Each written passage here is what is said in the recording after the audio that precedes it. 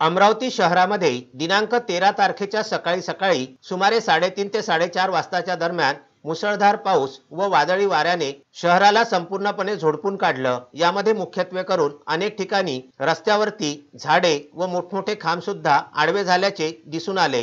14 April रोजी doctor Babasaheb Ambedkar यांच्या जयंतीनिमित्त इरविन चौक येथे भव्य कार्यक्रमांचे आयोजन हे दरवर्षी करण्यात येत असते। त्या अनुषंगाने अनेक ठिकाणी पेंडॉल व मंडपाचे काम सुरू होते। अशातच इरविन रुग्णालयाच्या अगदी समोरच असलेल्या जुन्या इमारतीवरील लावण्यात आलेले मोठे होर्डिंग अचानकपणे खाली कोसळले। दैव बलवत्तर म्हणून कुठल्याही प्रकारची जीवितहानी झाल्याचे वृत्त नाही। 13 एप्रिलच्या अगदी सकाळपासूनच महापालिकेचे आयुक्त देविदास पवार, झोन क्रमांक 2 चे उपायुक्त भूषण पुसतकर व त्यांची चमू रस्त्यावरील हे होर्डिंग काढण्याच्या कामी दिसून आले। इरविन चौकातला एक रस्ता पूर्णपणे बंद करण्यात आला होता। शहरातील विविध भागांमध्ये असंख्य झाडे व इलेक्ट्रिक पोल पडले असल्याच्या तक्रारी सुद्धा महापालिकेला प्राप्त झाल्या होत्या।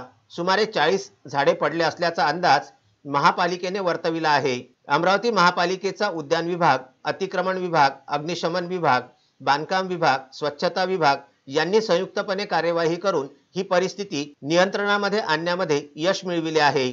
महापालिकेचे आयुक्त देविदास पवार व झोन क्रमांक 2 चे उपायुक्त भूषण पुसतकर अगदी सकाळपासूनच आपल्या ताफ्यासह प्रत्येक ठिकाणी हजर होते।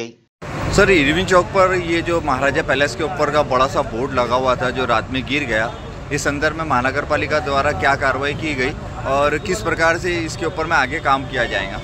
विश्वरत्न डॉक्टर बाबासाहेब आंबेडकर चौकातील एक भव्य असं होर्डिंग कालच्या वादळामुळे पडले होतं।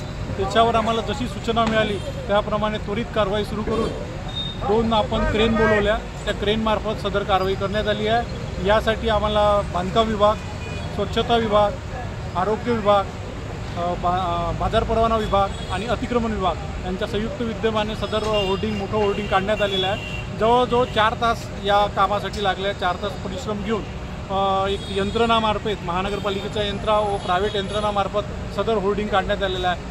काल रात्री जो वादळ आलं ते मोठ्या प्रमाणात असल्यामुळे सदर होर्डिंग त्या बिल्डिंगवरून उन्मळून असं लटकलेल्या अवस्थेत होतं। तर ते माननीय आयुक्त यांच्या निर्देशानुसार आज ते आता आपण पाहिलं असेल तर ते बॅनर काढण्यात आलेले आहे। शोएब खान, विदर्भ न्यूज, अमरावती।